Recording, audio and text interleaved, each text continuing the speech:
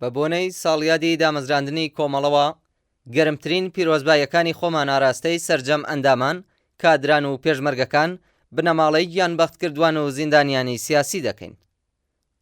لە 26 ڕێبەندانی ساڵی 1357 هەتاوی کۆمەڵە پاش 9 ساڵ چالاکی نهێنی و دوا بەدوای گیانبەختکردنی هاوڕێی تێکۆشەرمان هاوڕێ محەممەد حسێن کەریمی چالاکی خۆی باشکرا ڕاگەیاند. ئەم ڕۆژە بیرخەرەوەی مێژووی خەباتێکی ماندووی نەناسانەی کۆمەڵەیە.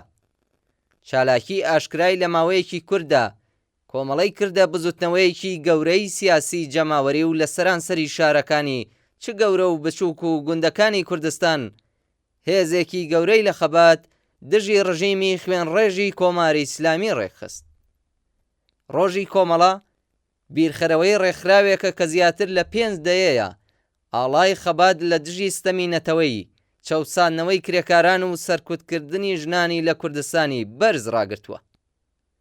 ڕۆژی کۆمەڵە بۆ کرێکاران و زەحمەتکێشانی ئێران بە تایبەتی کوردستان ناوێکی ئاشنایە کە بیرخەرەوەی خەباتی شۆڕژگێڕانە و لە خۆبردووی هەزاران ئینسانی کۆمۆنیستە کە لە بەرگریکردن لە بەرژەوەندیەکانی کرێکاران و جەماوەرە زەحمەتکێشەکانی گەل و بۆ گەیشتن بە ئازادی و سۆسیالیزم لە ڕیزەکانی کۆمەڵەدا گیانیان بەخت کردووە. دیمەنی ئەمڕۆی ئێران داهاتوێکی نزیک و نوێی لە بەردەم خەڵکی ستەملێکراوی کوردستان و ئێران هەروەها کرێکاران و جەماوەرە زەحمەتکێشەکان کردەوە و گڕی هیوای بە سەرکەوتنی لە شۆڕشی ژینادا لە دڵیەواندا بڵێسەدارتر کرد.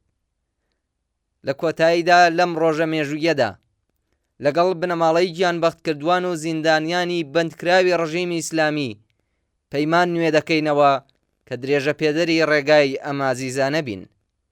بژی کۆمەڵە، بژی سۆسیالیزم، ژن، ژیان، ئازادی. لەلایەن کۆمەڵێک لە دۆستان و لایەنگرانی کۆمەڵەوە لە کرماشان ڕێبەندانی 1403 هەتاوی.